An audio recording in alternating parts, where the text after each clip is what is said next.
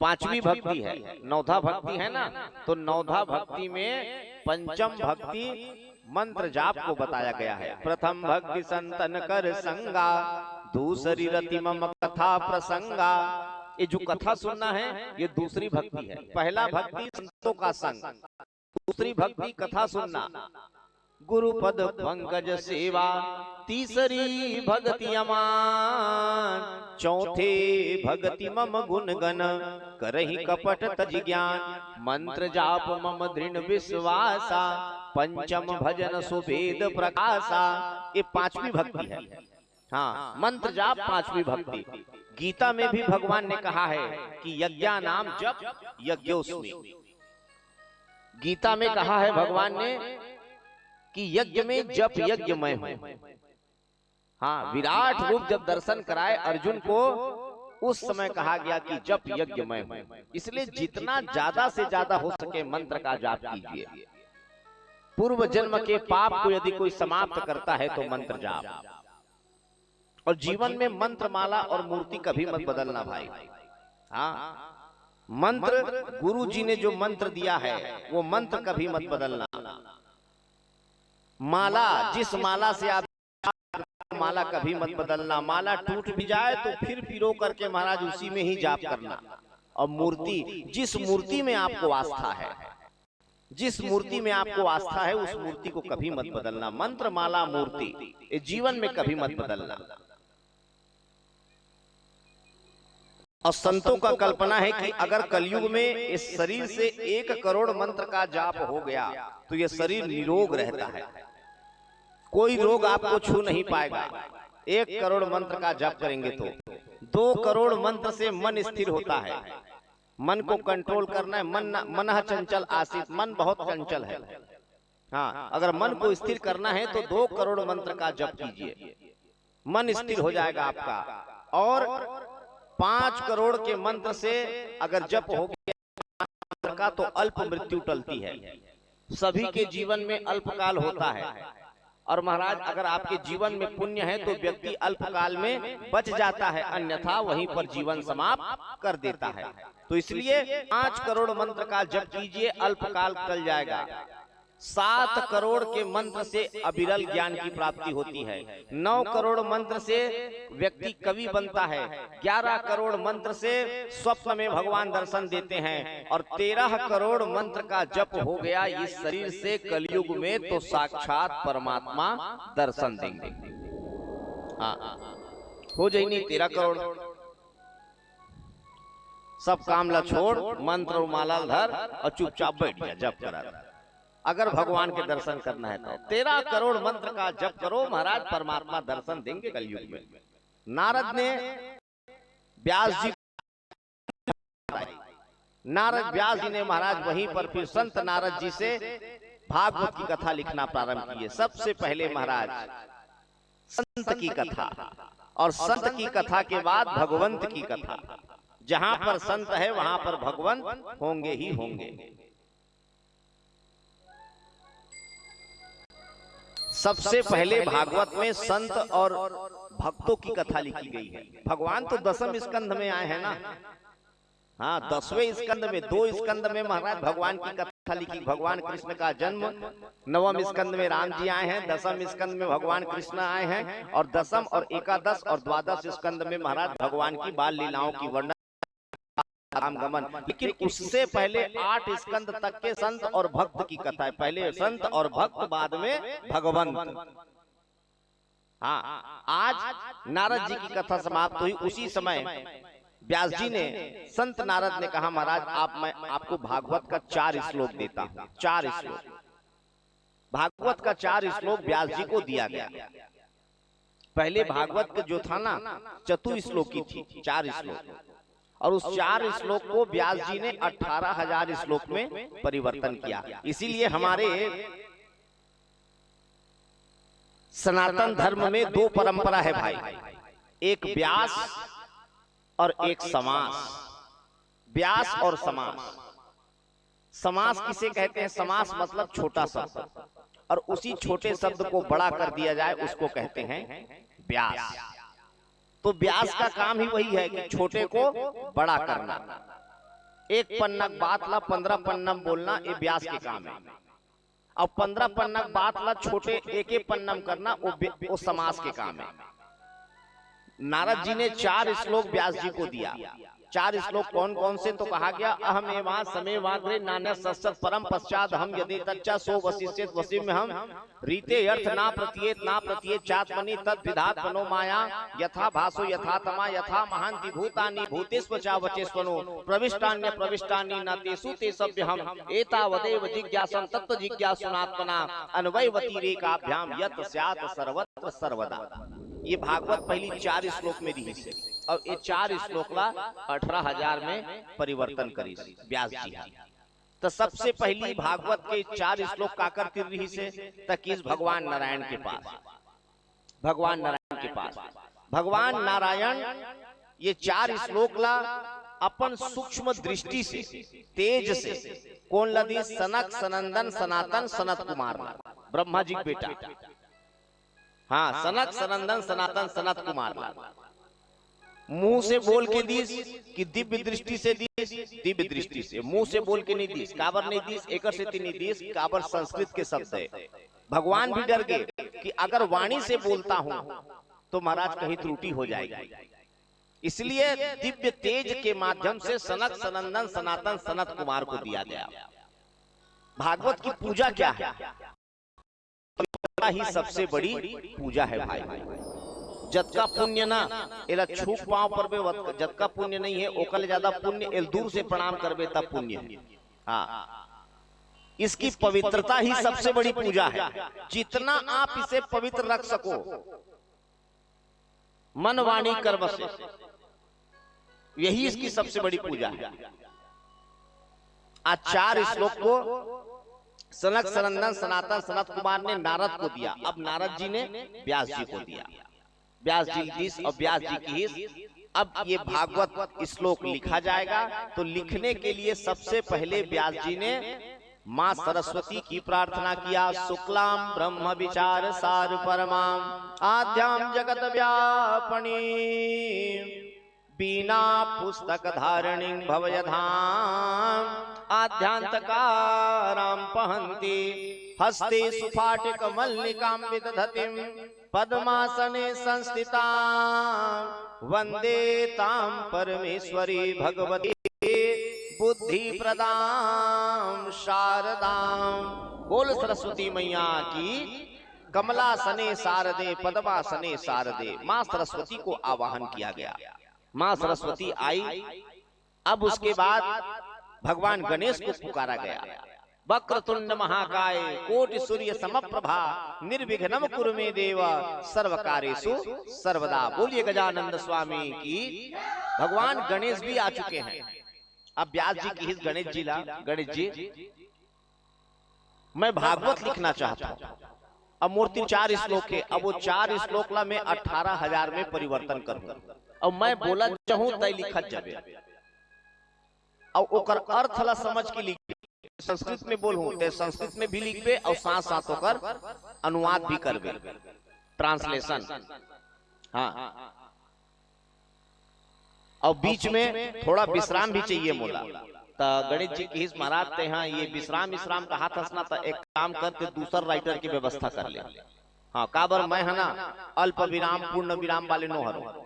मैं एक बार लिखना चालू करे मतलब चालू और अंतिम मतलब अंतिम।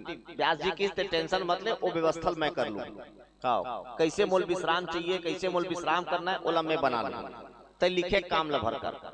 फिर गणेश जी को कहे कि आप लिखना प्रारंभ कीजिए। भगवान गणेश लिखने के लिए प्रारंभ करते हैं। श्री गणेशाय नमः। और जैसे लिखे चालू करिस ना, अच्छा भगवान गणेश भागवत के श्लोक ल लिखिस। कामे लिखिस? कौन से पेन में गा? उस समय कौन से पेन चलत रही से? रोटो में लिखो फेंको, नीब जीप वाले। हाँ, किसमें लिखे? तो कहा गया महाराज भगवान गणेश अपने दांत से लिखे हैं। दांत से लिखे हैं। भगवान गणेश के दांत है ना 2 in 1 है। हाँ, वो लिखे के भी काम करते, शास्त्र लिखे के, और युद्ध में शस्त्र के भी काम करते। अब वो दांत कब के टूटे हैं, कब के पकड़े हैं? अच्छा, गणेश जी के ठन दांत है? एक ठन है। एक ठन कामे टूट के कौन से एक्सीडेंट में? तेकरे सिद्धि भगवान गणेश ला कथे नहीं गा, एक दंताय विद्महे वक्र तुंडाय च धीमहि तन्नो दंती प्रचोदयात्। एक दांत वाले हैं भगवान। आरती भी करथो ना त कहिथो नहीं, एक दंत दयावंत चार भुजा मस्तक सिंदूर सोहे मूस की सवारी। एक दंत है भगवान। अब ये दांत टूटी कैसे गणेश की, इसकी सुन लीजिए। कई कई कथा है। एक कथा इसमें आती है कि परशुराम और भगवान गणेश का युद्ध हुआ, जिसमें परशुराम फरसा चला करके गणेश जी की दांत तोड़ दिए। एक कथा आती है जिसमें स्वामी कार्तिक और गणेश जी का युद्ध हुआ, जिसमें महाराज दांत टूटी। और एक कथा है गणेश पुराण की, तो उसको सुन लो। तो कहा गया एक बार, अब दांत कैसे टूटी तेला सुन लो। एक बार गणेश जी भगवान शंकर की गोदी में बैठे रही, और जैसे शंकर जी गोदी में बैठे रही ना, वक्त के समय गणेश जी देखिस कि भगवान शंकर के मस्तक पे चंद्रमा है, और चंद्रमल देखिस गणेश जी तो चंद्रमल देख करके खुश हो गए, और चंद्रमल आप पकड़े के प्रयास करी। का लइका मन ना चंद्रमल देख करके खुश हो जाते, लइका रोवत रहते ना, ओकर महतारी कहते देख बेटा चंदा मामा आओ।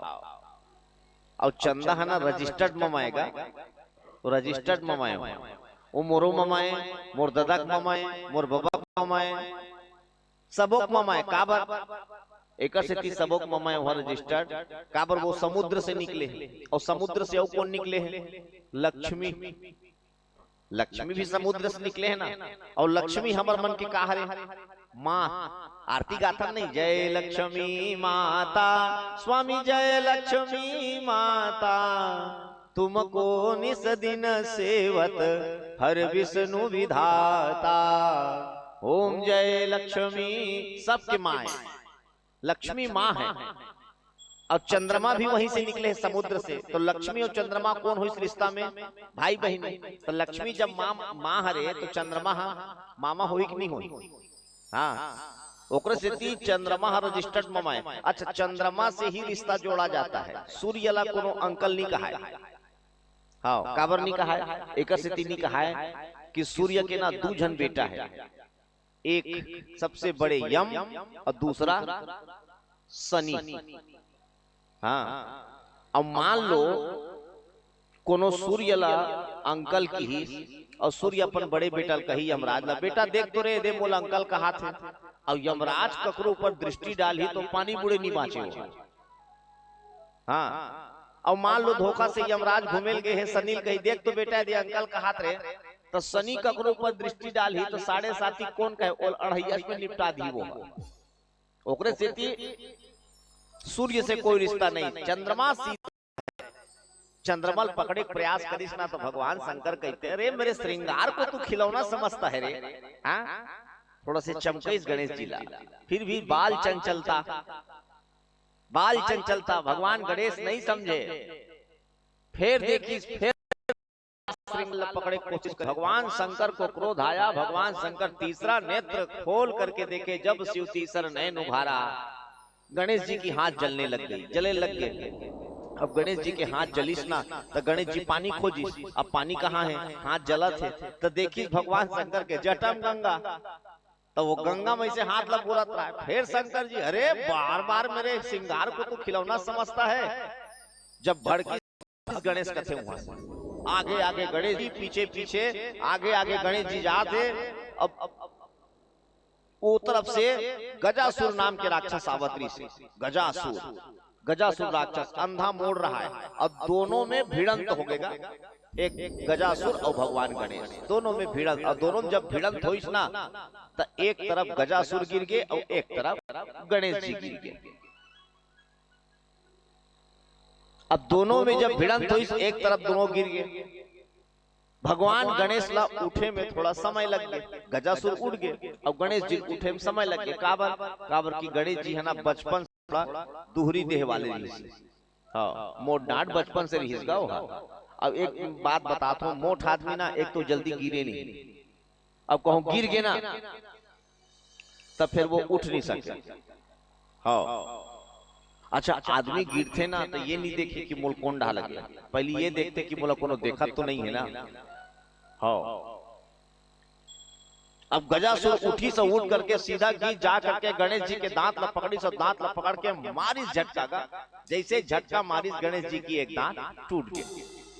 गजासुर मालूम चल गए कि गणेश मोर से ज्यादा बलवान है, अब मोला छोड़ने वाला नहीं है। दांत ला पकड़ी सो पकड़ के भागत भागत भागत भागत सीधा माँ पार्वती के पास गई, सो पार्वती के गोदी में जाकर के छिप गए। भगवान गणेश भी पहुंच गए, और जैसे भगवान गणेश पहुंचिस ना, माँ पार्वती से कही थे कि माँ मेरा शत्रु यहाँ पर आया है, यहाँ पर मेरा शत्रु आया है, कहाँ है मेरा शत्रु। भगवान माँ पार्वती ने कहा गणेश बेटा शरणागत को जो तजिहूं हित अनहित अनुमान, जो शरणागति स्वीकार कर लेता है बेटा वो शत्रु नहीं होता, वो मित्र होता है। और आज से मैं व्यवस्था देती हूं कि जो गजासुर है तुम कहीं भी आओगे जाओगे तो ये तुम्हारा वाहन का काम करेगा। और जो कलम है बेटा जब युद्ध में ये शस्त्र बन जाएगा, और जब शास्त्र लिखने की बेला आएगी तो ये कलम का काम करेगी। उसी समय माँ पार्वती ने वो दांत को भगवान गणेश को दिया। अब भगवान गणेश वही दांत से भागवत के श्लोक मल्ला लिखी से, वही दांत से भागवत के श्लोक लिखी से। हाँ अब भागवत लिख रहे हैं गणेश जी। अब गणेश जी जब भागवत लिखे, भागवत भी लिख करके तैयार हो गया, अब आवश्यकता है पढ़ने वाले की। हाँ पढ़ने वाले की। अब पढ़ने वाला कौन है? हाँ सुखदेव जी। सुखदेव कितना सुंदर नाम है, यथा नाम तथा गुण। सुखदेव जो सबको सुख प्रदान करता है, और सुखदेव ही भागवत पढ़ सकता है भाई, कोई दुखदेव भागवत नहीं पढ़ सकता। सुख मतलब समदृष्टि, जो सबको समभाव में देखता हो उसे कहते हैं सुखदेव। और कितने निर्विकार दृष्टि है सुखदेव का कि महाराज एक बार इसी के चक्कर में ना नारद और सुखदेव जी का झगड़ा भी हो गया था। हाँ कि हम दोनों में बड़े कौन हैं। एक बार कथा आगे बता देता हूँ, कथा सुने हैं आप लोग। एक बार नारद जी और सुखदेव जी दोनों आपस में बैठे थे, दोनों में चर्चा चली कि महाराज दोनों में बड़े कौन हैं। अब दोनों में बड़े कौन हैं तो इसका परीक्षण कौन कर सकता है। तो उस समय के ज्ञानी कौन थे तो कहा गया राजा जनक जी। अब सुखदेव और नारद दोनों राजा जनक जी के पास गए। जैसे जनक जी के पास गए, जनक जी के पास जब पहुंचे, जनक जी जब संत नारद और सुखदेव जी को देखे, देख करके प्रसन्न हो गए कि महाराज निश्चित रूप से मेरा पुण्य जागृत हो गया, जो आप जैसे दो महात्मा मेरे दरवाजे पर आए हैं। बताइए महाराज क्या सेवा करूं। नारद जी ने कहा महाराज हम कोई सेवा मेवा मिष्ठान खाने के लिए नहीं आए हैं, हम आप हमें ये बताइए कि हम दोनों में बड़े कौन हैं।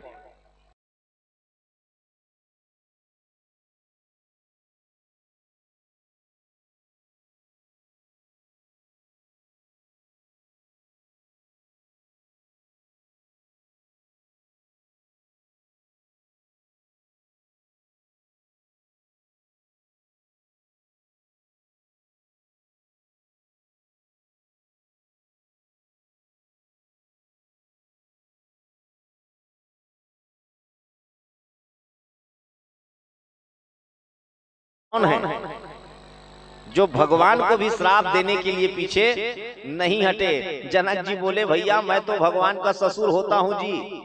हाँ इसलिए नारद जी, जनक जी थोड़ा स्तब्ध हो गए। जनक जी ने कहा महाराज अभी अभी आए हो, थोड़ा चाय पानी जलपान कर लो, बाद में फिर हम चर्चा करेंगे, थोड़ा विश्राम करो। और दोनों संत नारद और सुखदेव जी को एक आसन पर बिठाए। जैसे बैठे ना वक्त के समय जनक के रानी सुनैना आगे। सुनैना कहते महाराज मैं देखा तो तुर माथा में चिंता का रेखा दिखाई देते, का कारण है। जनक कहते सुनैना ते चुप रहा ज्यादा अच्छा है, हम पुरुष मन कत का टेंशन होते हम जानता कैसे कमाना है, कैसे पैसा लाना है, काकर से बात करना है, कैसे का करना है। और तुहर का तुम चूल्हा चौका संभाले हो गए, तुहर मन के छुट्टी खत्म, हमला कत का टेंशन है हम अनजानबो। अब मोर बात लाना मोरे तीर रहे तो एकदम बिल्कुल चुप रहा भाई। सुनैना कथे महाराज तोरा अर्धांगनियों में है, हाँ जीवन संगनी हो। अरे शायद तक जैन काम लगता ही नहीं कर सकते, वो काम मैं कर दूं था। अरे बता तो पहले शेयर करें का है। सुनैना बात ला सुन के जनक कथे, सुनैना हमर घर 2 ठन संता है। हाँ 2 संत, कौन कौन? नारद और सुखदेव। और नारद जी ये पूछा थे कि महाराज तय फैसला कर कि हम दोनों में बड़े कौन हैं। और मोल मालूम है कि सुखदेव बड़े हैं, लेकिन नारद ला में छोटे नहीं कह सको। हाँ तब का फैसला किया जाए? सुनैना कहते बस अतके बात है महाराज, अतकी बड़ बात। और अतकी बड़ बात के तक टेंशन लेके बैठे, एला में 2 मिनट में फैसला कर देते हो, 2 मिनट में। जनक जी कहते जे बात ला में सोचा 4 घंटा हो गए, तेला 2 मिनट में फैसला कर दूं कहते का बात है, का करिए है। तो जनक कहते देख सुनैना थोड़ा हिसाब से करबे ना, काबर ओ नारद है। हाँ ओ हा भगवान ला श्राप देबर पीछे नहीं हटी, और हमन ओकर सास ससुरन ते बिल्कुल जरा संभल के रही बेते। हाँ सुनैना गीत जा करके एक आसन पर महाराज नारद और सुखदेव बैठे रहा है, दोनों बीच में थोड़ा जगह खाली रही से सुनैना गीत जा करके धड़ाम से दोनों बीच में बैठ गए। और जैसे दोनों बीच में बैठीस ना, सुखदेव जी तो यथावत एजिटीज बैठे रही, बोला कोई फर्क नहीं पड़ी। लेकिन नारद धीरे धीरे खिसकना चालू कर दी। नारद जी की एक बार विश्व मोहिनी के हाथ ला पकड़े, तेकर कारण बेंद्रा बने पड़ी। अब फिर ये टच हुआ थे, कहूं सुअर बने प्रोग्राम तो नहीं चला थे मोर। सीधा नारद वहां से उठी तो उठ के पैदल चलना ही प्रारंभ करी। सुनैना फैसला कर दी महाराज हो ना हो सुखदेव जी बड़े। क्यों?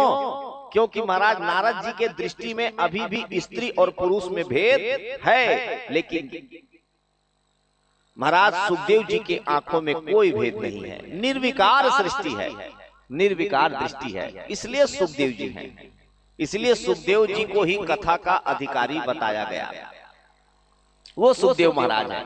और जितना दिव्याति दिव्य नारद जी की कथा थी, भागवत कथा लिखने में जितना बड़ा योगदान था, उससे भी ज्यादा दिव्याति दिव्य कथा सुखदेव जी की जन्म की गाथा है भाई।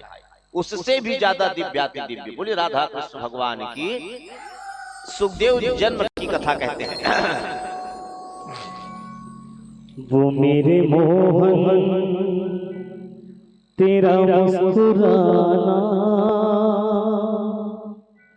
वो मेरे कान्हा तेरा मुस्कुराना, भूल जाने के काबिल नहीं है।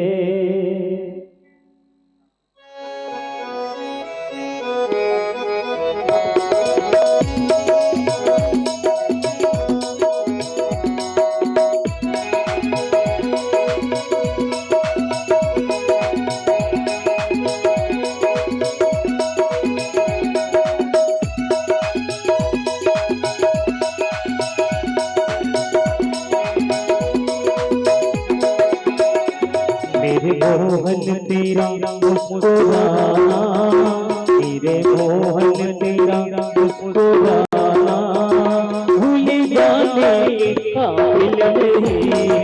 ओ भूल जाने के काबिल नहीं है। तेरे मोहन तेरा मुस्कुराना, तेरे मोहन तेरा मुस्कुराना, भूल जाने के काबिल नहीं है।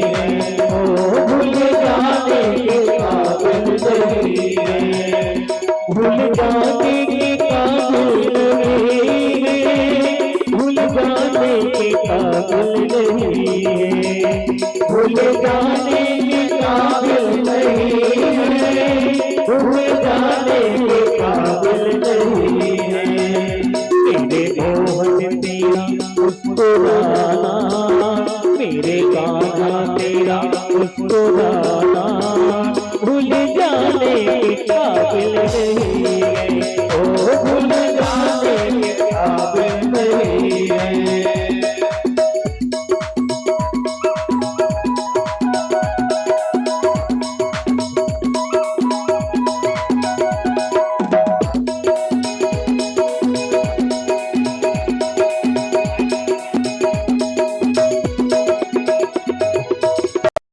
जब से देखा है जलवा तुम्हारा कोई आंखों में गजता नहीं है।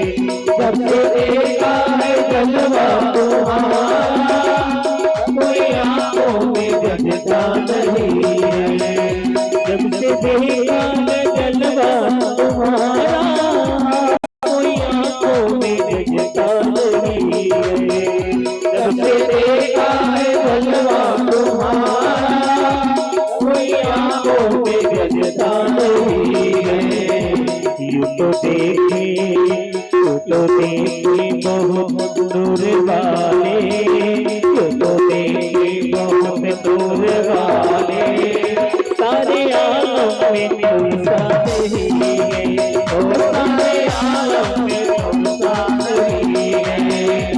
मेरे मोहन तेरा मुस्कुराना है, मेरे मोहन तेरा मुस्कुराना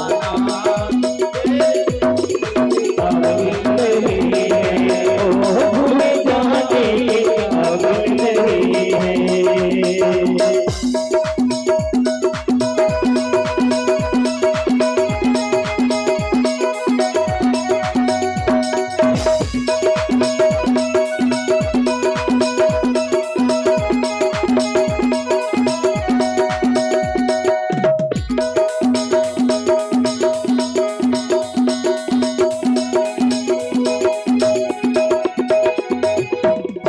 तेरे सूरत पे कुर्बान जाऊं, तेरी आंखें में आंखें के प्यारे।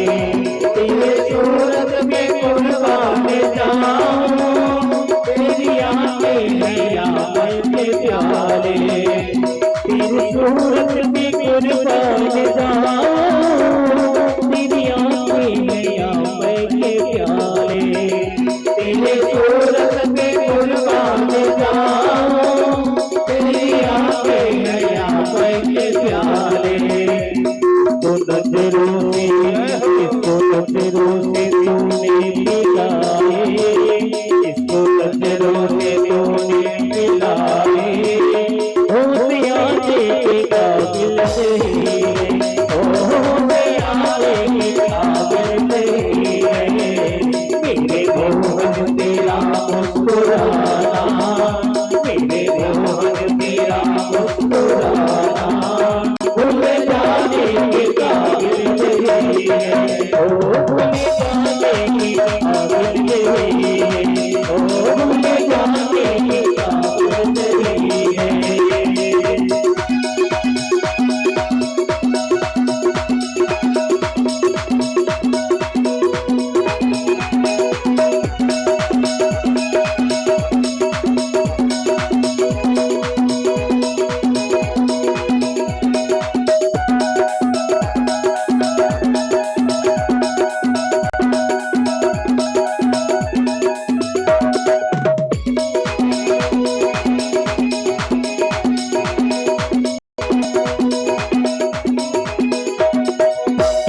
जब से देखा है जलवा तुम्हारा कोई आंखों में गजता नहीं है। जब से देखा है जलवा तुम्हारा कोई आंखों में गजता नहीं है।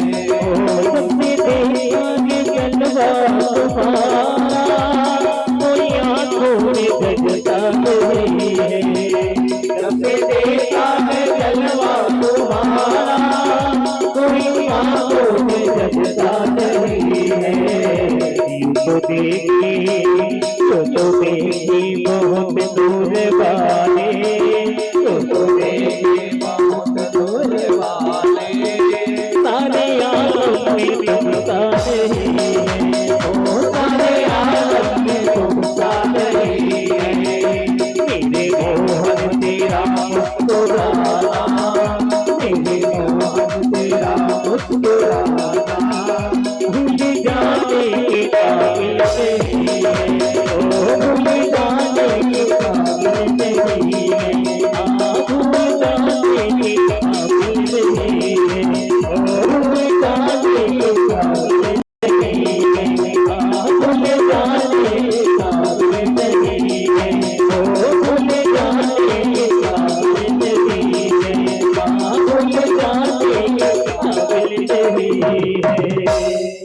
बोले भक्तवत्सल भगवान की जय हो। श्री बांके बिहारी लाल की जय हो। दिव्याति दिव्य सुखदेव जी का जन्म।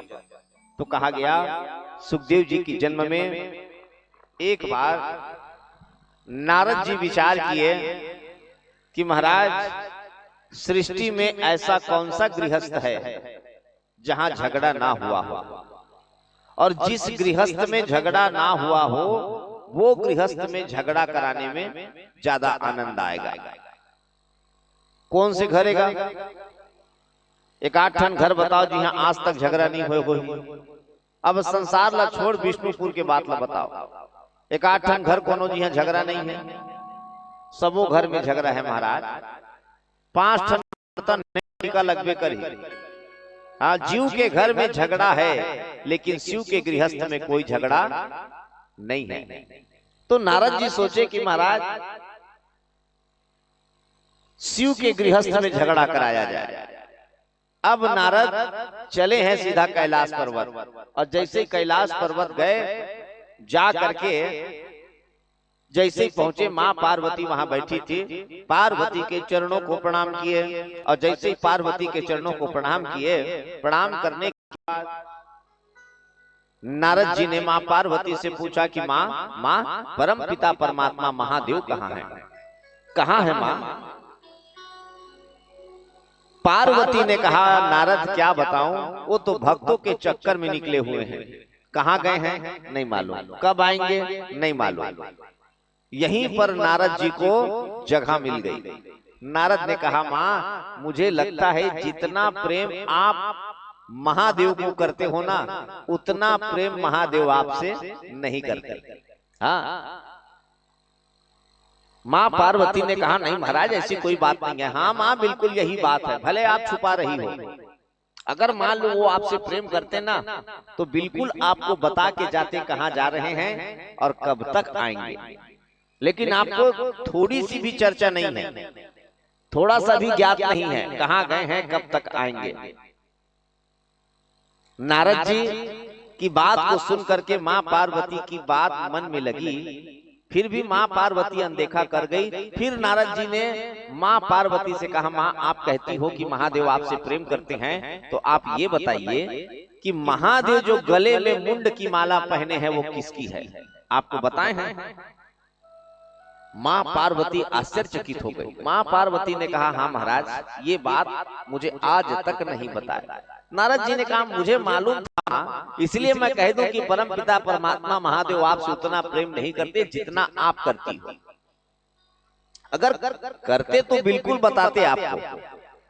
बस इतना कहे नारद जी नारायण नारायण नारायण कहते हुए वहां से चले गए। अब मां पार्वती अकेली बैठी है, मन में बात चल रही है। अब महतारी मन के बात लाना ओकर मन से निकाले नहीं जा सकते। हाँ, एड़ी चोटी के प्रयास कर ले वो नहीं निकाल सकते। कोई बात ओकर मन में बैठ गई ना वो नहीं निकाले जा सकते।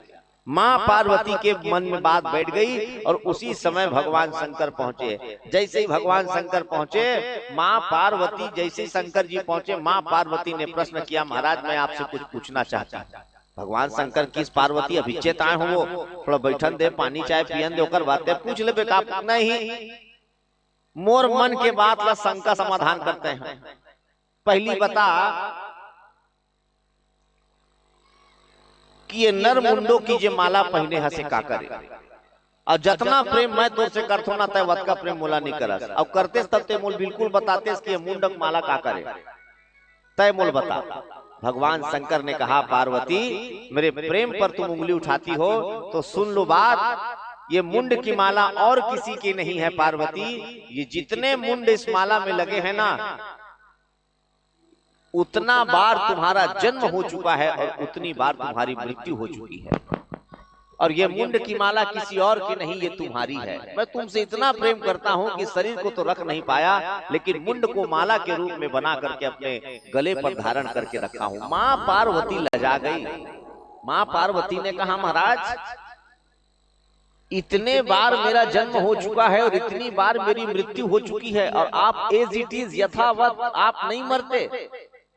तब कौन से टानी पीथस महाराज, हमू मन ला बता दे, हमू मन पी लेते घुटा निकला। भगवान शंकर ने कहा पार्वती मैं अमर कथा जानता हूं। अमर कथा, अमर कथा का गुण क्या है? जो एक बार ये कथा को सुन ले फिर वो मृत्यु को प्राप्त नहीं होता। और अमर कथा किसको कहते हैं भाई? ये भागवत की कथा ही अमर कथा है। तो मां पार्वती ने कहा महाराज हमको भी सुना दो अमर कथा, हम भी सुन लेते, हम भी अमर हो जाते। भगवान शंकर ने कहा पार्वती समय आएगा तो मैं बिल्कुल तुमको ये कथा सुनाऊंगा। और बात आई गई हो गई। एक बार मां पार्वती और भगवान शंकर कैलाश पर्वत पर बैठे थे। भगवान शंकर ने मां पार्वती से कहा पार्वती जा देख, इस कैलाश पर्वत में तुम्हारे और मेरे सिवा कोई तीसरा व्यक्ति तो नहीं है ना अनाधिकृत रूप से, क्योंकि अब मैं अमर कथा प्रारंभ करूंगा। और कथा उसी को दिया जाए जिसको इसकी ललक हो। और आज बड़ी दुख की बात है भाई, हम माइक और पंडाल में कथा कहते हैं। हाँ, नहीं तो बहुत गोपनीय है ये कथा।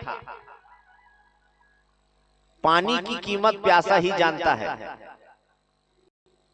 भूख की कीमत, अन्न की कीमत भूखा व्यक्ति ही समझता है। और कथा उसी को परोसो जो इसकी लालसा रखता है। हाँ, आज भगवान शंकर ने पार्वती से कहा पार्वती जा देख, कैलाश पर्वत में कोई तीसरा व्यक्ति तो नहीं बैठा है ना। पार्वती पूरा कैलाश पर्वत घूमी, देखी कि एक अविगलित अंडा था।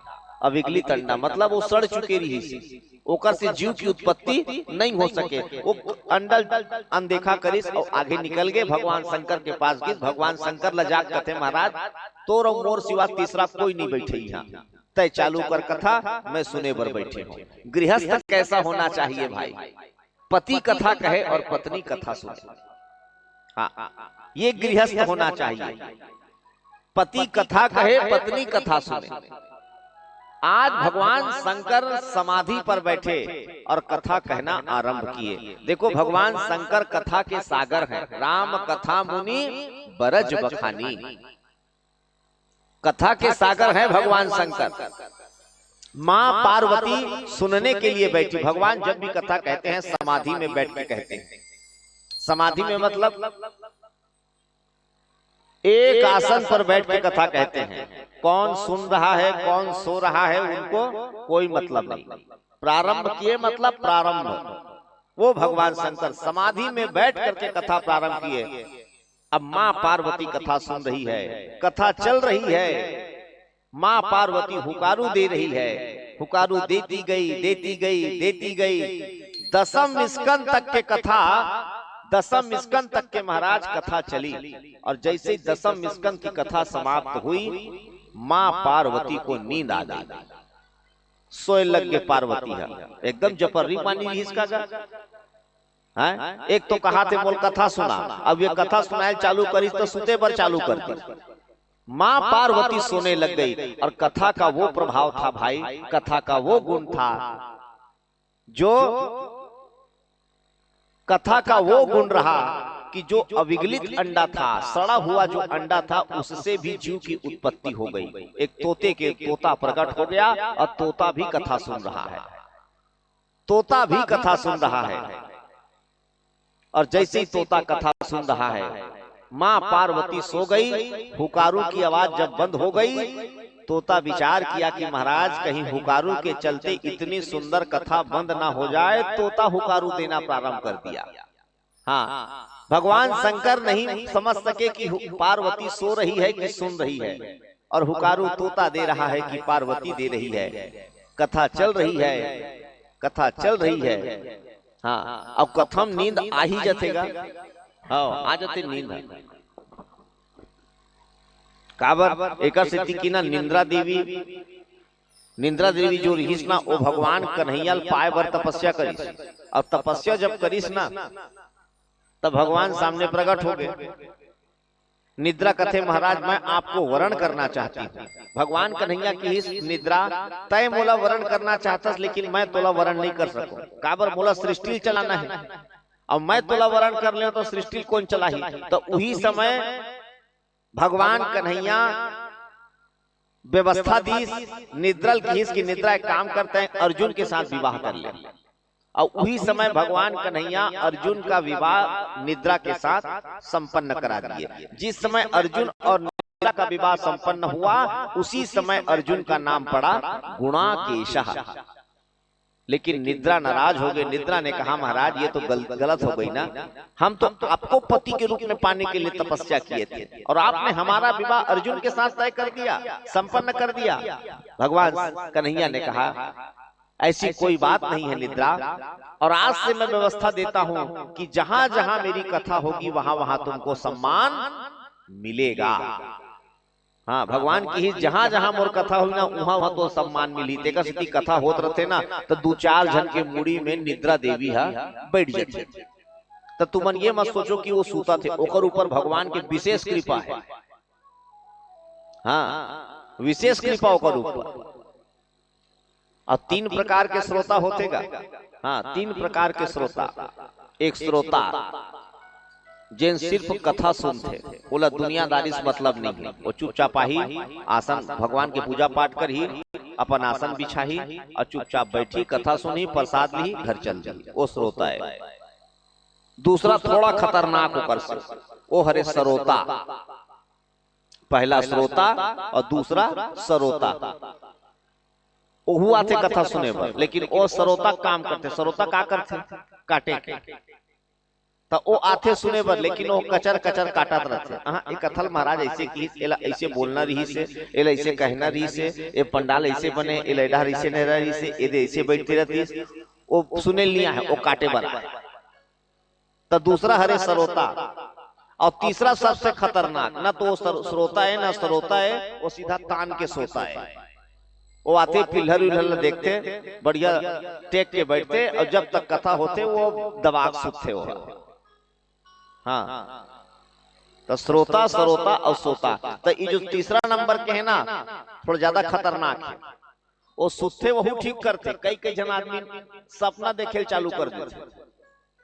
हाँ, एक बार इसने कथा होत रहा है तो अब जिन कथा करात रही ना तेन निमंत्रण दी सेठ जिला, कपड़ा वाले सेठ रहा है और की सेठ अब संबंध बने रहेगा पारिवारिक टाइप के, तो निमंत्रण दी सेठ आबे मोर घर के भागवत कथमगा। अब सेठ ऐसे तैसे भागवत के झरती आ गया और सेठ नहीं पहुंच सकी, तो सेठ की जाना भी जरूरी है। नहीं जाहूं ग्राहकी टूट जही। तब व्यवहार निभाए बर सेठ एक दिन दुकान ला बंद करीस और व्यवहार निभाए बर आइसगा, भगवान के पूजा पाठ करीस और बैठे बर खोजिस। और सेठ मन के पेट थोड़ा बड़े होते, अब मोट आदमी अधर नहीं बैठ सकते। हाँ, वो पिल्हर विल्हर ला खोजते। तो वो सेठ इसने पिल्हर ला खोजिस और इसने बैठी सब बैठ के कथा सुनत रहा है। और वो दुकान के दर्रे आदमी है, वो काय कथा वो काय कथा भागवत ले जानी का। हाँ, वो हाँ बस पिल्लर लोत के बैठे रहा है। वत के समय कथा चलत रहा है, वो कथा चला सुना तो सुते लगे। और सुतत का है वो सपना देखे चालू करते। दुकान में बैठे हो, ग्राहक है, कपड़ा मांगा थे, और वो सपना में कपड़ों दिखावत ना हो। हाँ, ग्राहक की इसके रुपया मीटर, तो वो की 4.5-5 रुपया मीटर। तो ग्राहक कहते 4.5 में देवे, सेठ कहते ठीक है ले जा बोहनी टाइम में बाबू।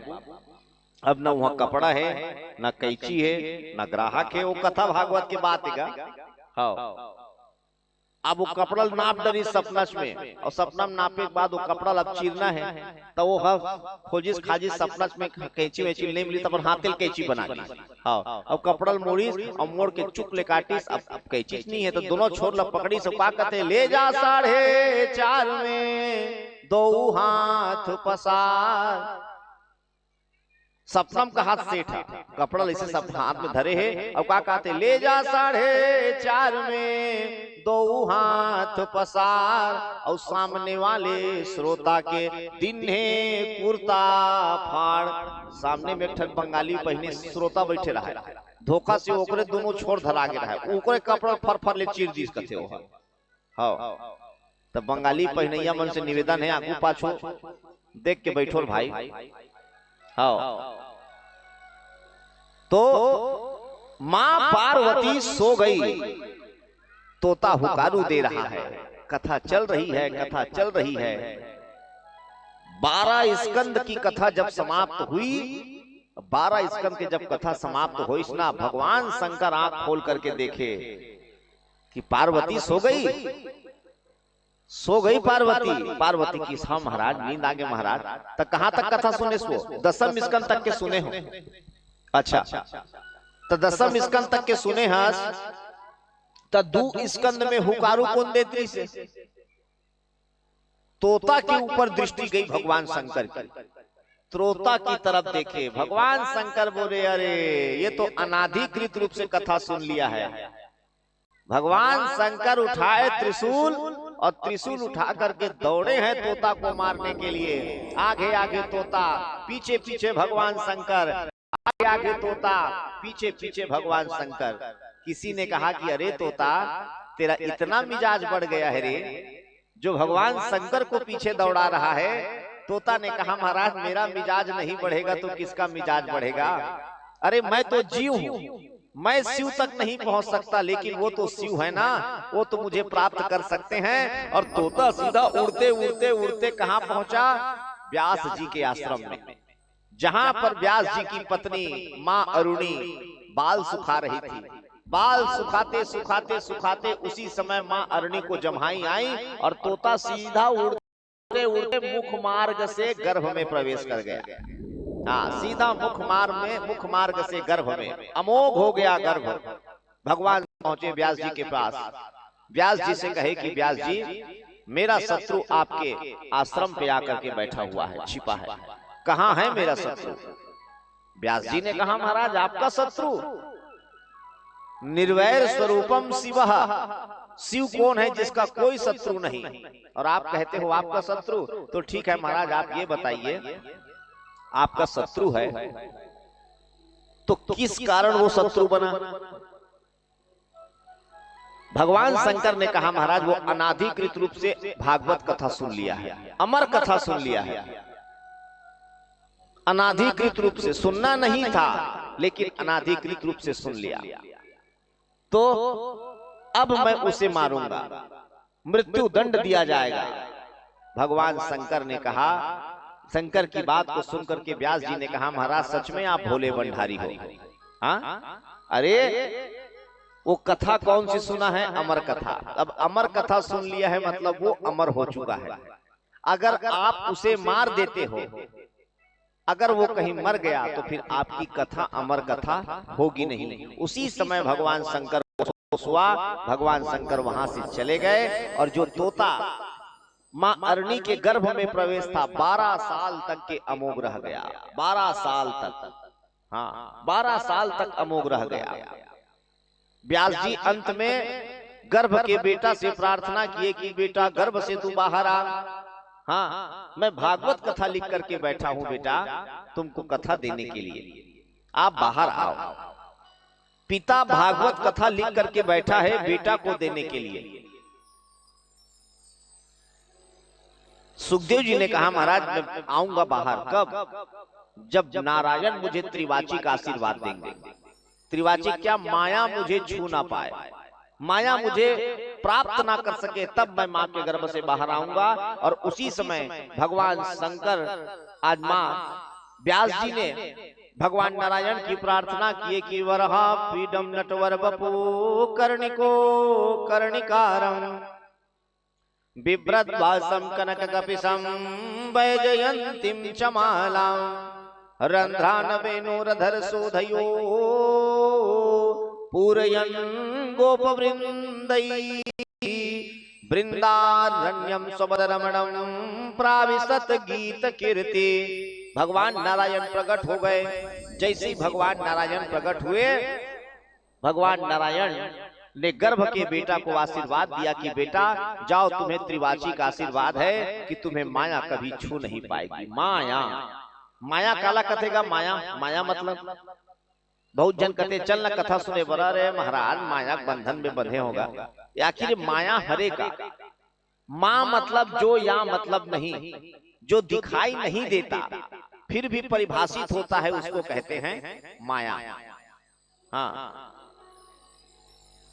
बंधन में बंधा है, वो नहीं बंधा है फिर भी कहाते में बंधाए हूं, वही हरे माया।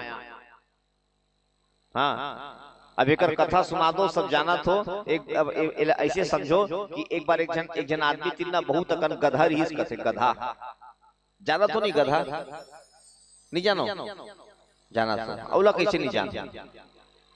हाँ, गधा रही, गधा बहुत अकन गधा रही। अब वो सब गधल ना रात की लईस अब ला करके बांधे बर लेगिस का, सब गधल बांधी, एक ठन गधल बांधे बर डोरी ह खंगे। अब एक ठन डोरी खंगे ना तो वो कथे अरे अतका कन गधल बांधे हो, एक ठन गधल नहीं बांधू तो पूरा मोर महीना था सत्यानाश हो गया। अब का करो, तब फिर इतनी दौड़े होती दौड़े, इतनी जाए होती जाए, डोरी खोजत रहा है रात को घूम घूम के। एक जन सियान बैठे रहा है महात्मा हुई कर, वो किस बेटा तू देखा तो अब्बड़ देर के ते इतनी तितनी घूमा था, बात का है रे? वो कथे का बताओ महाराज, सब गधल लाए, सब गधल बांधे और एक ठन गधल बांधे बर डोरी खंगे, और एक ठन गधल नहीं बांधे मतलब मोर पूरा महीना था पानी फिर गए। तो वो गधा बर डोरी खोजत हो महाराज।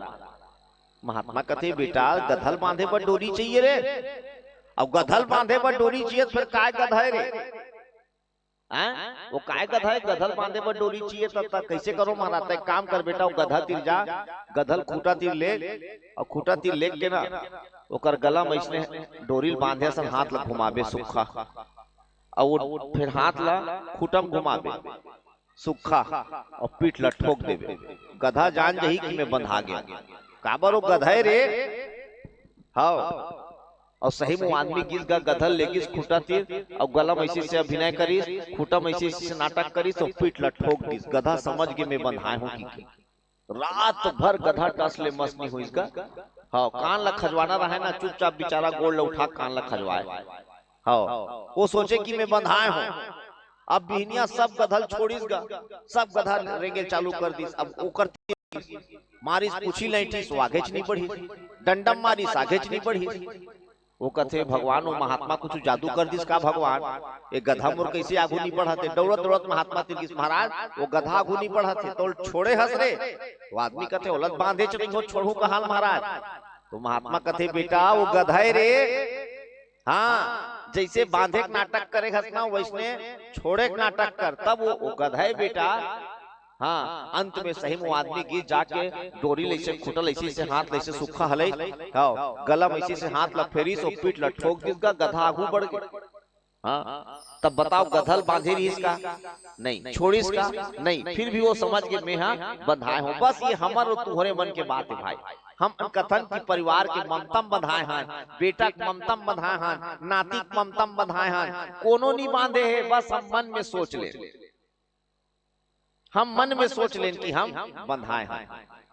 इसी को कहते हैं माया। नर माई का मोह में खेले रे हो, रेलगाड़ी की जो इंतजारी हुई, जब आए गई जमींदारी हुई, जब छूट गए फौजदारी हुई, सब लारी मिटा के हलारी भई, ना हमारी हुई ना तुम्हारी हुई। इसी को कहते हैं माया, यही माया है भाई।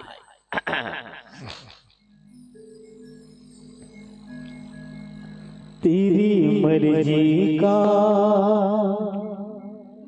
मैं हूँ गुलाम, मेरे अलबेला मेरे अलबेला मेरे अलबेला। तेरी मर्जी का मैं हूँ गुलाम, तेरी मर्जी का मैं हूँ गुलाम, मेरे अलबेला तेरी मर्जी का मैं हूँ गुलाम, मेरे अलबेला अलबेले राम मेरे अलबेले राम, अलबेले राम मेरे अलबेले राम, अलबेले राम मेरे अलबेले राम, अलबेले राम मेरे अलबेले राम। तेरी मर्जी का मैं हूँ गुलाम, तेरी मर्जी का मैं हूँ गुलाम, मेरे अलबेले राम तेरी मर्जी का मैं हूँ गुलाम, मेरे अलबेले राम।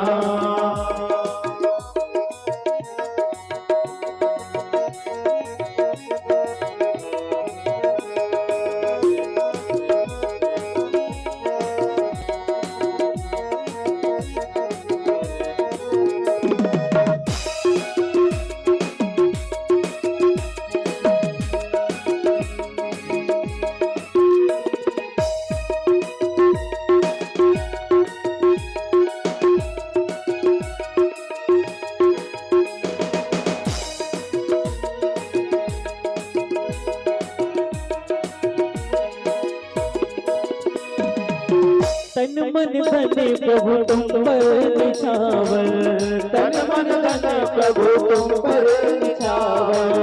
टुकड़ा तो चाहे रखो अपना बनाकर, टुकड़ा तो चाहे रखो अपना बनाकर। राम मेरे राम राजा राम मेरे राम, तन मन धन प्रभु तुम पर निछावर, तन मन धन प्रभु तुम पर निछावर। टुकड़ा तो चाहे रखो अपना बनाकर, टुकड़ा तो चाहे रखो अपना बनाकर। प्रभु ने तो सजाया ही ना, प्रभु ने तो सजाया ही ना, मेरे अलबेले राम तेरी मर्जी का मैं हूँ बोला, मेरे अलबेले राम।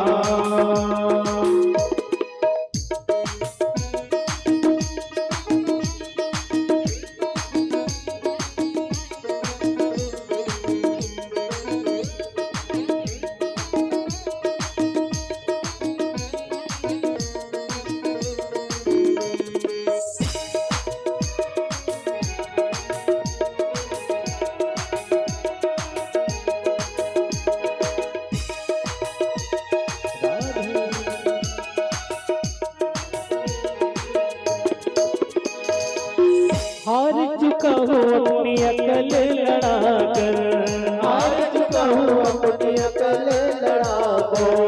थक भी चुका हूँ अपनी शक्ति लगाकर, थक भी चुका हूँ अपनी शक्ति लगाकर। राम मेरे राम राजा राम मेरे राम, हार चुका हूँ अपनी अकल लड़ाकर, हार चुका हूँ अपनी अकल लड़ाकर। थक भी चुका हूँ अपनी शक्ति लगाकर, थक भी चुका हूँ अपनी शक्ति लगाकर। संभालो अपना श्याम, संभालो अपना इंतजाम, श्याम संभालो अपना इंतजाम, मेरे अलबेले राम तेरी मर्जी का मैं हूँ बोला, मेरे अलबेले राम।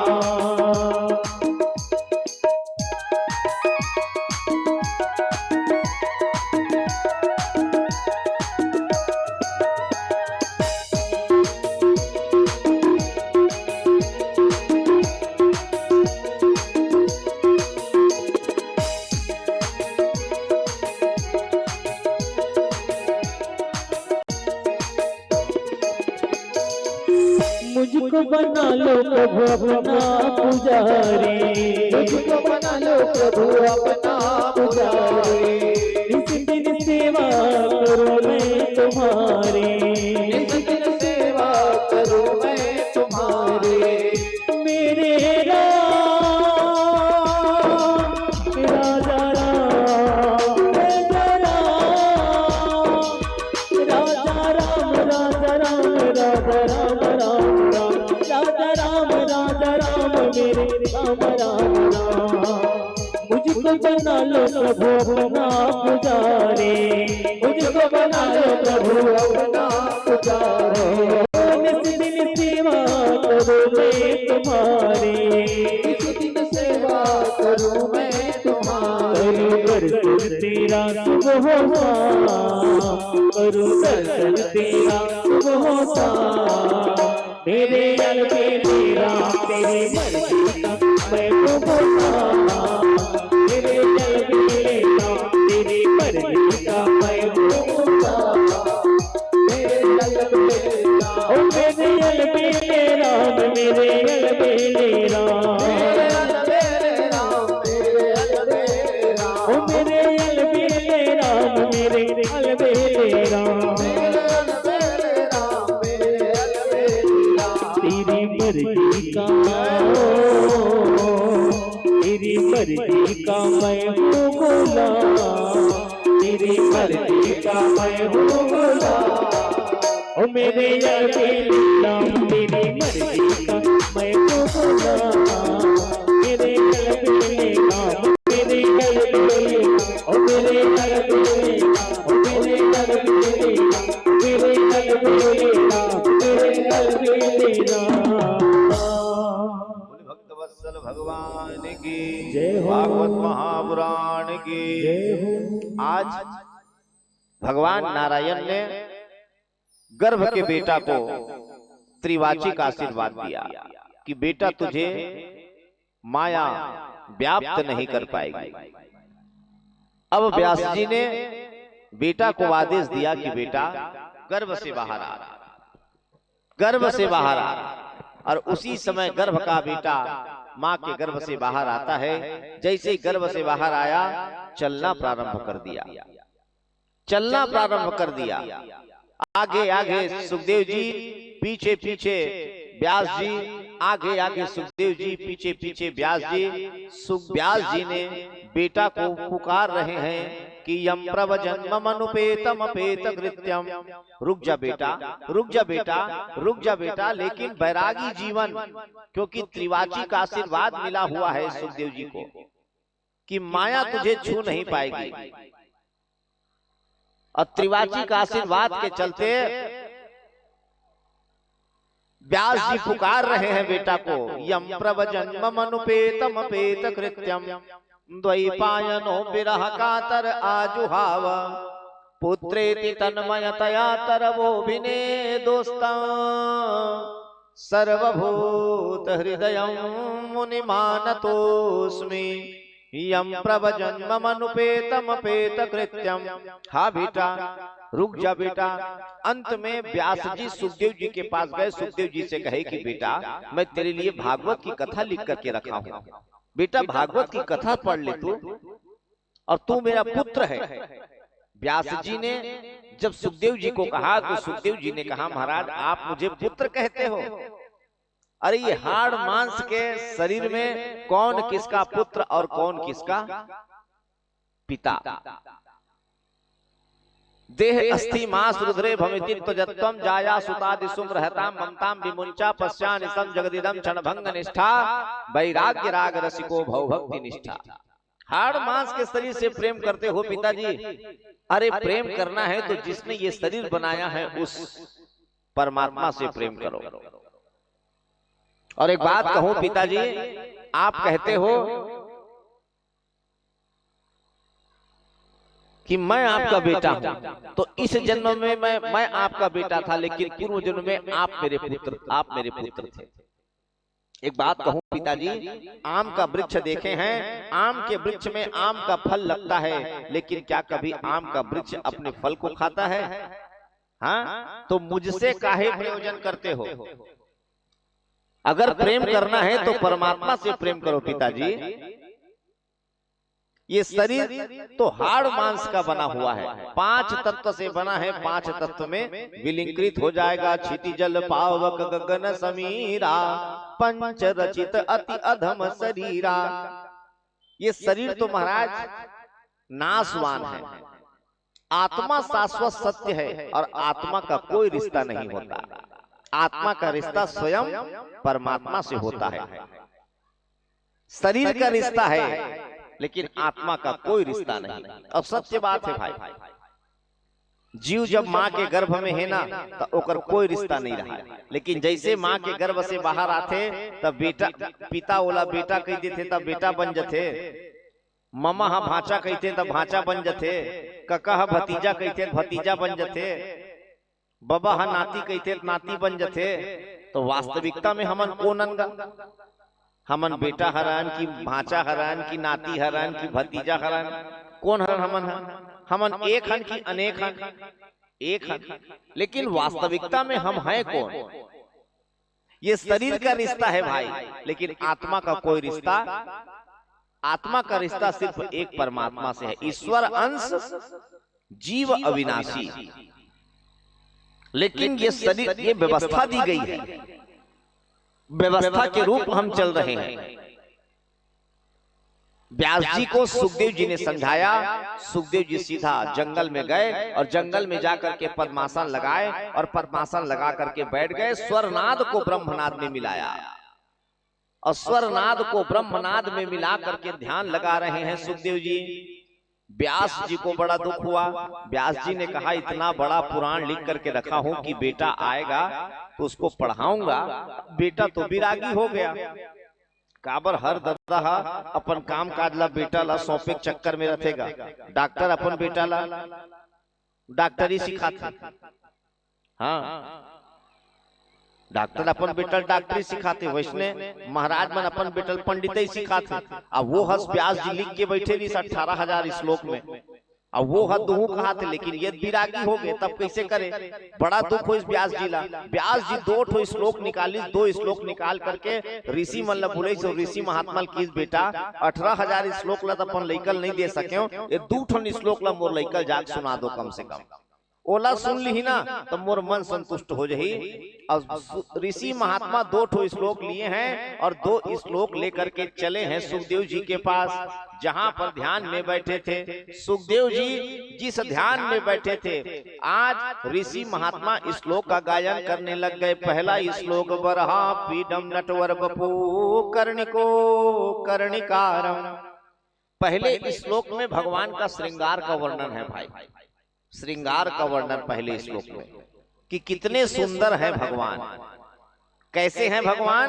तो कहा गया बरहा पीडम नटवर बपू कर्णिको कर्णिकारम बिभ्रत वासम कनक कपिसम वैजयंतीम चमाला रंध्रान वेणुरधर सुधयो पूरयन् गोप वृंदै वृंदारण्यम स्वपदरमणम प्राविशत गीत कीर्ति वरहा पीडम नटवर बपू कर्णिको कर्णिकारम। पहला श्लोक में भगवान के श्रृंगार का वर्णन, बरहा पीडम नटवर बपू, नट समान खड़े भगवान, कर्णिको कर्णिकारम, कानों में कुंडल पहने हुए हैं, विरदासम कनक पीसम, पीत वस्त्र धारण किए हैं, वैजयंती की माला, रंध्रान वेणुरधर सुधयो, अधरों पर बंसी पकड़े हुए हैं भगवान, पूरयन गोप वृंदई, गोपियों के बीच में है, वृंदारण्यम स्वपद रमणम प्राविशत गीत कीर्ति। सुखदेव जी सुने, सुखदेव जी की महाराज ध्यान टूट गई। उसी समय ऋषि महात्मा ने दूसरा श्लोक का गायन किया, औबकीयम स्तन कालकूटम जिंघांसया पाये यदप्य साध्वे लेभे गतिम धातुर्चितां ततोन्या कम वा दयालुं शरणं व्रजेमा अहोबकीयम स्तन कालकूटम। दूसरे श्लोक में स्वभाव का वर्णन, पहले में श्रृंगार और दूसरे में स्वभाव। कैसा है स्वभाव भगवान का। अहोबकीयम स्तन कालकूटम, पूतना राक्षसी जो अपने स्तन पर महाराज कालकूट नाम के जहर को लगा करके आई थी, भगवान को पिलाई, और ऐसा वो भगवान ने भी पूतना राक्षसी को अपने धाम में निवास दिया।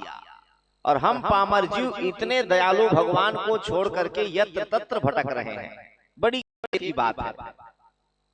दूसरे में स्वभाव का वर्णन, सुखदेव जी जब सुने ना, पहले में श्रृंगार दूसरे में स्वभाव, सुखदेव जी ने महात्मा से कहा महाराज और श्लोक बोलिए, और श्लोक बोलिए। अरे जो आनंद मुझे ध्यान पे नहीं आ पा रहा है, वो आनंद सिर्फ आपके श्लोक में मुझे प्राप्त हो रही है। कहते जाओ श्लोक, मैं सुनूंगा, आप कहते रहिए। महात्मा मन की हिस महाराज तोर पिताजी ना 2 श्लोक देरी समझ हाउ कि हिस जाग मोर बेटा सुना दे, और हमर तिर स्टॉक खत्म हो गए, और ऐसा ऐसा ते 2 ठन है फुल स्टॉक 18,000 श्लोक तोर पिताजी गोडाउन में भरे पड़े। हाँ, तय काम करता जा और उन्हें तो श्लोक मिली। सुखदेव जी फिर वहां से उठे हैं और उठ करके सीधा चले हैं व्यास जी के पास। देखिए, जो बेटा को पिता का प्रेम वापस नहीं ला सका, जो बेटा को माँ की ममता वापस नहीं ला सकी, वो बेटा को वापस किसने लाया? भागवत के श्लोक ने। वो भागवत का श्लोक है। सुखदेव जी फिर आते हैं और व्यास जी ने सुखदेव जी को भागवत की कथा समर्पित किया, और उसी समय से शिष्य और प्रशिष्य की परंपरा आगे बढ़ी और कहे सुखदेव जी से कि बेटा भागवत का तुम प्रचार करो। और उसी दिन से महाराज सुखदेव जी फिर भागवत का प्रचार करते हैं। देखिए, भागवत की रचना भी हो गई, भागवत के पढ़ने वाले भी आ गए, अब आवश्यकता है भागवत के सुनने वाले की। अब सुनैया कौन है? कौन सुने भागवत की कथा ला? परीक्षित। बहुत सुंदर नाम, परीक्षित। जो सभी प्रकार के परीक्षाओं को पास कर चुका है उसको कहते हैं परीक्षित। देखो, जो परीक्षा लेता है उसको क्या कहते हैं? परीक्षक। और जो परीक्षा देता है वो परीक्षार्थी।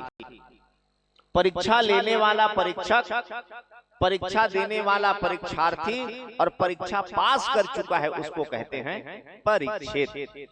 सभी प्रकार के परीक्षाओं को पास कर चुका है इसलिए उसका नाम पड़ा परीक्षित। परीक्षित के माता पिता का नाम,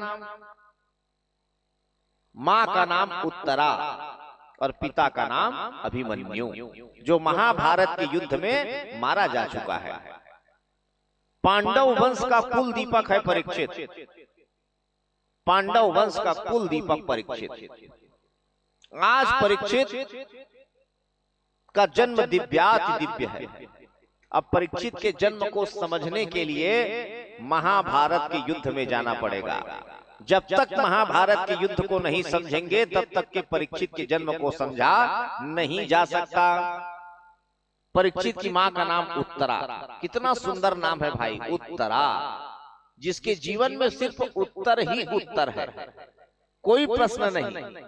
और जिसके जीवन में उत्तर होगा उसी के गर्भ से परीक्षित जैसे बेटा का जन्म होगा। अब महाभारत के युद्ध में चलते हैं परीक्षित जन्म की कथा को सुनने के लिए। तो कहा गया महाराज, एक बार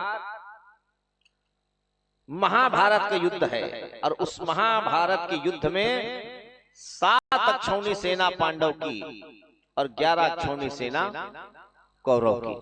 18 अक्षौणी सेना है और उस 18 अक्षौणी सेना में पांडव की तरफ से 5 लोग बचे हुए हैं और कौरव की तरफ से सिर्फ एक अकेला दुर्योधन बचा हुआ है। अश्वत्थामा को तो भीम उठा करके महाराज हिमालय की तरफ फेंक दिए थे, अकेला दुर्योधन बचा हुआ है।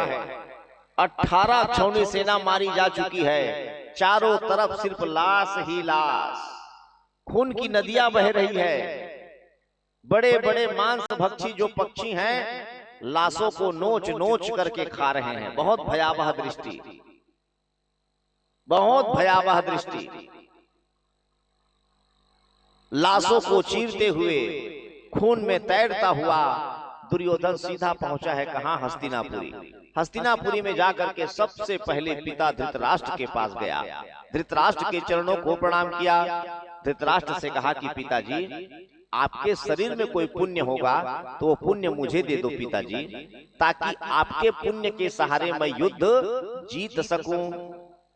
धृतराष्ट्र ने कहा, बेटा बुद्धि तो बहुत है मेरे पास, ज्ञान तो बहुत है, पुण्य भी है और मैं देना भी चाहता हूं, लेकिन जैसे ही तू मेरे सामने आता है ना मेरी सारी बुद्धि समाप्त हो जाती है, क्योंकि दुर्योधन मोह है और जब कोई मोह व्यक्ति सामने आता है तो पूरी बुद्धि नाश हो जाती है। देना तो चाहता हूं बेटा लेकिन दे नहीं सकता। फिर वहां से निकला है और निकल करके सीधा भानुमति के पास गया। भानुमति से कहे कि प्रिय प्रिय, तुम्हारे जीवन में कोई पुण्य होगा तो दे दे, कम से कम तुम्हारे पुण्य के सहारे मैं युद्ध जीत सकूं। भानुमति ने कहा, महाराज मेरे जीवन में भी कोई पुण्य नहीं, जितना पुण्य था युद्ध में जाने से पहले मैं तुम्हें समर्पित कर दिया, अब मेरे पास कुछ नहीं बचा है। वहां से भी हटा है दुर्योधन, जा करके सीधा मां गांधारी के चरणों में गया और गांधारी के चरणों को प्रणाम किया। जैसे गांधारी के चरणों को प्रणाम किया, गांधारी ने कहा, कौन हो? दुर्योधन ने कहा, महाराज मैं आपका ज्येष्ठ पुत्र दुर्योधन हूं, आपके चरणों को प्रणाम करता हूं। आपके जीवन में कोई पुण्य होगा तो पुण्य मुझे दे दे मां। गांधारी ने कहा, बेटा एक काम कर, रात्रि विश्राम कर और कल ब्रह्म मुहूर्त में आ जाना नग्न अवस्था में आशीर्वाद देने के लिए। जब से मुझे मालूम चला कि मेरे पति अंधे हैं तब से मैं आंख में पट्टी बांध करके जी रही हूं और पूरा उतने दिन की पतिव्रता की तपस्या, पतिव्रता का तेज मेरे आंखों में बसा हुआ है और मैं विश्वास दिलाती हूँ कि एक बार तुम्हारे शरीर को देखूंगी, सिर से लेकर के पैर तक नग्न अवस्था में तुम्हारा पूरा शरीर वज्र बन जाएगा। बेटा नग्न अवस्था में कल प्रातः काल ब्रह्म मुहूर्त में आ जाना, घोषणा कर दी गांधारी। अब देखिए भाई, गांधारी कह रही है कि पतिव्रता धर्म का पालन करी हूं, तो पतिव्रता धर्म का पालन करी तो महाराज 100 बेटा दुष्ट कैसे हो गए? हाँ, कहीं ना कहीं ढोंग है। इसलिए महाराज वहां पर दुर्योधन जैसा दुष्ट बालक का जन्म हुआ। और मैं कथों पतिव्रता तो मालूम चली कि मोर पति अंधा है, तब महू नहीं देखो कि गांधारी है, तब पट्टील कार बांधे हो गए, तो सीधा सूजा धरते समाकिल को चक देते, फोड़ देते। हाँ, न रहती बांस न बजती बांसुरी, तते पट्टील बांध के रख ले। और 2-4 महीना में आखिर पट्टील धोवत रिस की नहीं धोवत रिस हो ही कथों में, खोलत रिस हो ही नहीं खोलत रिस हो ही।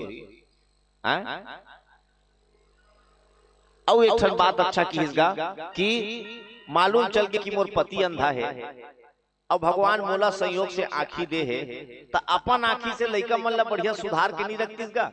तब मोर पति अंधरा है, महू नहीं देखो संसार ला, दाई अंधरा दादा अंधरा, लइका दुष्ट होबे करही, कोनो नहीं है देखैया, कोनो नहीं है पूछैया, कैसे करेगा? आज दुर्योधन से गांधारी ने कह दिया बेटा कल प्रातः काल आ जाना, नग्न अवस्था में आशीर्वाद दूंगी, बेटा शरीर वज्र बन जाएगा। बस दुर्योधन रात्रि विश्राम किया है, दूसरे दिन महाराज ब्रह्म मुहूर्त में नग्न अवस्था में जा रहे थे मां से आशीर्वाद प्राप्त करने के लिए। उसी समय भगवान कन्हैया पहुंच गए साधु के भेष में, और भगवान कन्हैया जब पहुंचे देख करके भगवान हंस दिए दुर्योधन को देख करके। और हंसना ही भगवान की माया है भाई, हासो जनोन्माद करिंच माया, हंसना ही माया है। और जब भगवान हंसे दुर्योधन समझ नहीं पाया। दुर्योधन, भगवान ने कहा कि दुर्योधन अरे कहाँ जा रहा है बेटा, वो भी नग्न अवस्था में ब्रह्म मुहूर्त में। दुर्योधन ने कहा महाराज माँ से आशीर्वाद प्राप्त करने जा रहा हूँ, शरीर को वज्र बनाने जा रहा हूँ। भगवान कहे अरे बेटा कम से कम मर्यादा का तो ख्याल कर ले रे, अरे कम से कम कमर में केले का पत्ता तो लपेट ले। बस इतना कहे भगवान हंस दिए। दुर्योधन समझ नहीं पाया, कमर में केले का पत्ता लपेटा है और चला है सीधा माँ गांधारी के पास, और गांधारी के चरणों में डंडे की भांति गिर गया। पाही नाथ कही पाही घुसाई, भूतल पर हूँ लकुट की नाई। डंडे की भांति दुर्योधन गिरा, और माँ गांधारी ने कहा बेटा दुर्योधन आ गया रे, आ गया बेटा आशीर्वाद लेने के लिए। दुर्योधन ने कहा हाँ माँ आपका बेटा आपके सामने खड़ा है। बस गांधारी अपनी आंख की पट्टी निकाली है, और आंख की पट्टी निकाल करके एक बार अपलक दृष्टि से सिर से लेकर के पैर तक देखी, बिजली चमकी, पूरा शरीर वज्र बन गया। वो भाग बचा जहां पर कमर में केले का पत्ता लपेटा था। माथा पीटी गांधारी। गांधारी ने कहा रे बेटा चाह करके भी मैं तुम्हारे शरीर को वज्र नहीं बना पाई। अरे कौन कह दिया तुझे कमर में केले का पत्ता लपेटने के लिए? माँ के सामने बेटा का क्या लाज, हाँ? और आज तू कमर में केले का पत्ता लपेट लिया। देखो भाई यहाँ पर बड़े मजे की बात यह है, गांधारी के तेज में इतनी पावर थी कि महाराज चमड़ी को भेद करके हड्डी वज्र बन गया। तो क्या केले के पत्ता को नहीं भेद पाई? क्यों नहीं भेद पाई? इसलिए नहीं भेद पाई कि भगवान नहीं चाहते थे कि अधर्मी दुर्योधन का शरीर वज्र बन जाए। हाँ, इसीलिए मैं कह दूं वही होता है जो खुदा चाहते हैं। हाँ, भगवान चाहते हैं वही होता है भाई। हमारे सोचने से, हमारे समझने से, हमारे कहने से कुछ नहीं होता, वही होता है जो परमात्मा चाहते हैं।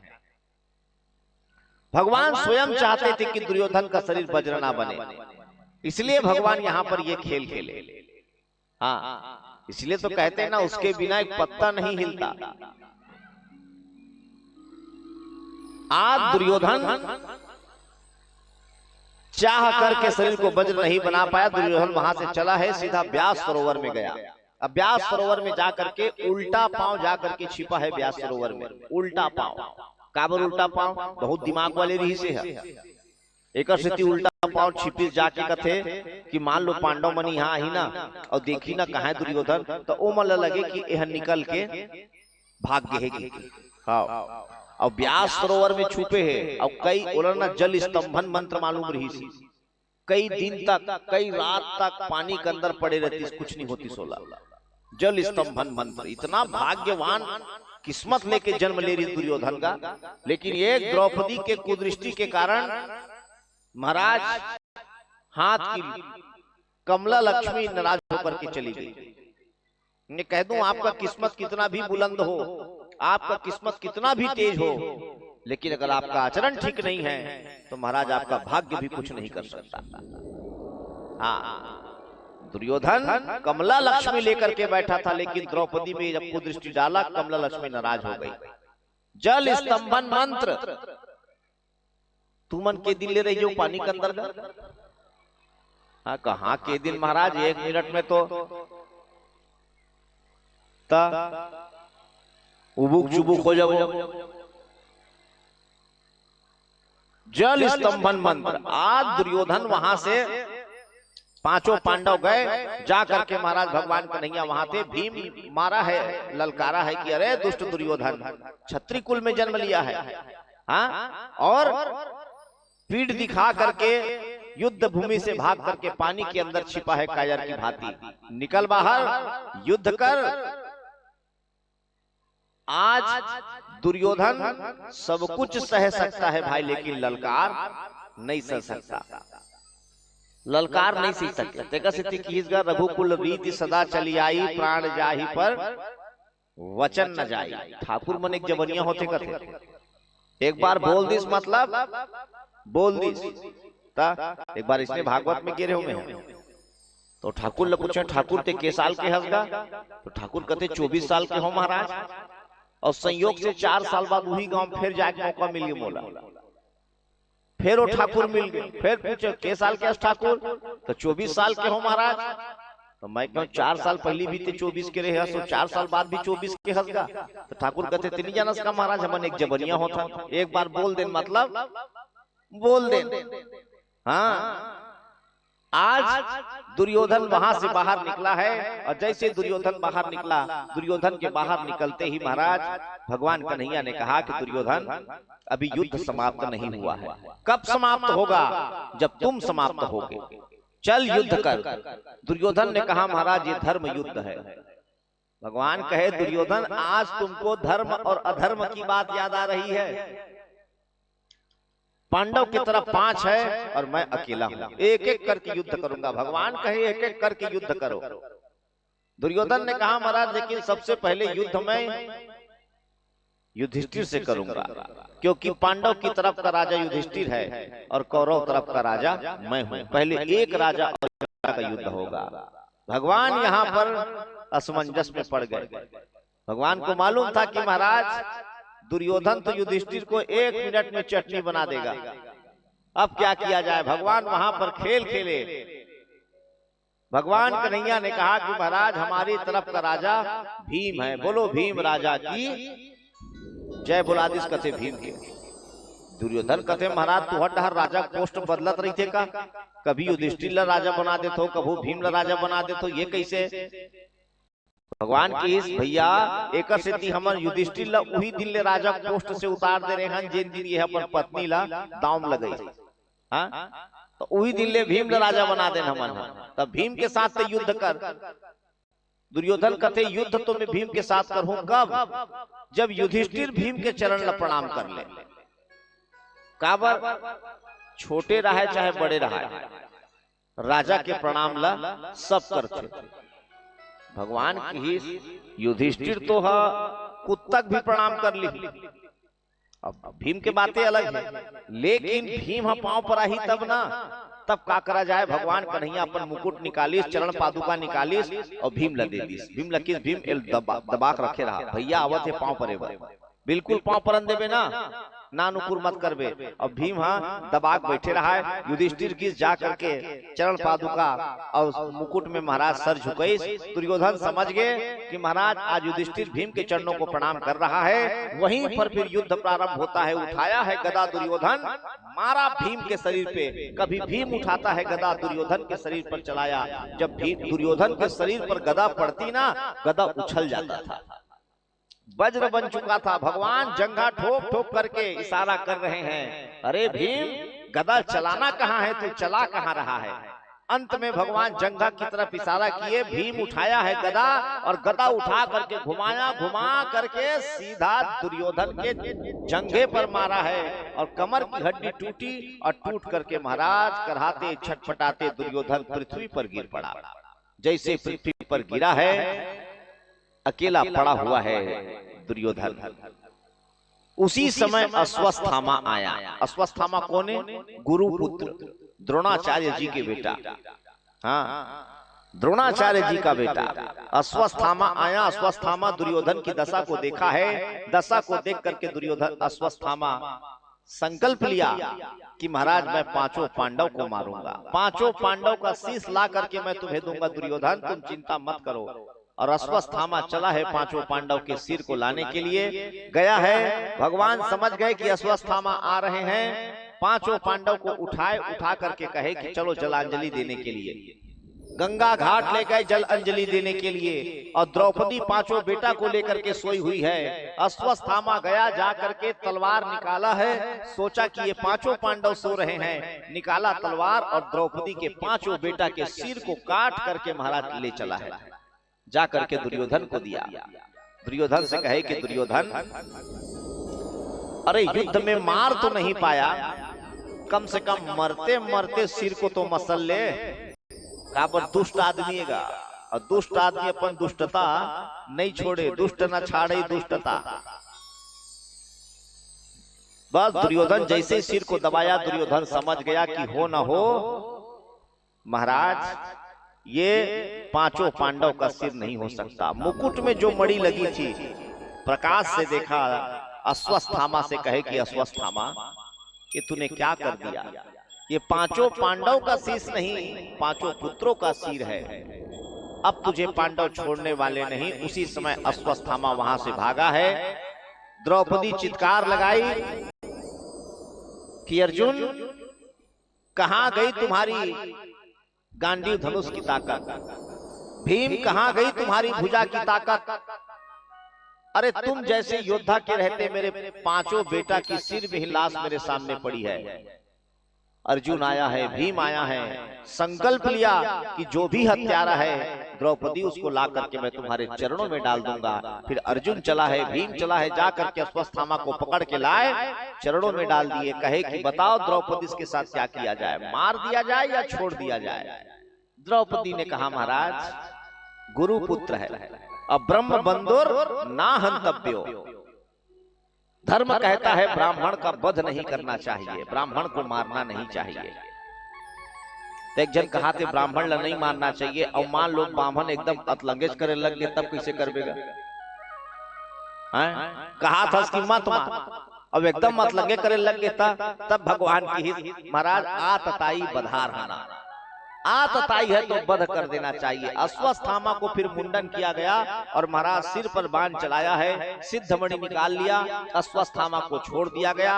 अश्वत्थामा घूम रहे हैं। उसी समय अश्वत्थामा ने कहा सोचा कि अब उत्तरा का गर्भ है जहां पर पांडव का कुल वंश दीपक पल रहा है। अब अगर मैं उसको मार दूंगा, गर्भ को समाप्त कर दूंगा, तो महाराज पांडव का वंश समाप्त हो जाएगा। उसी समय अश्वत्थामा ब्रह्मास्त्र चलाया। देखो ब्रह्मास्त्र, ब्रह्मास्त्र का काम क्या है?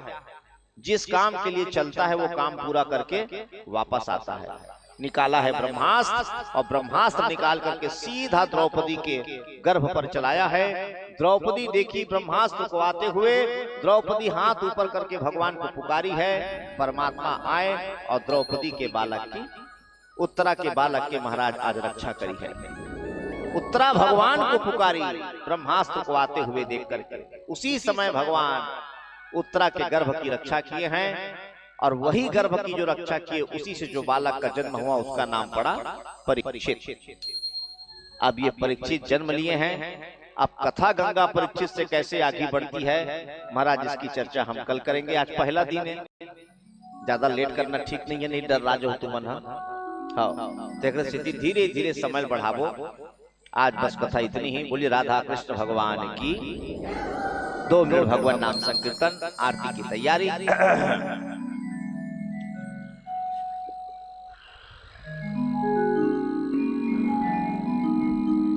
सांवरा मेरा सांवरा,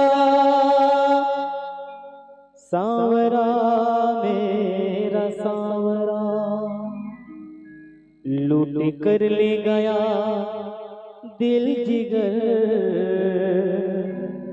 लूट कर ले गया दिल जिगर, सांवरा जादूगर। सांवरा मेरा सांवरा, सांवरा मेरा सांवरा,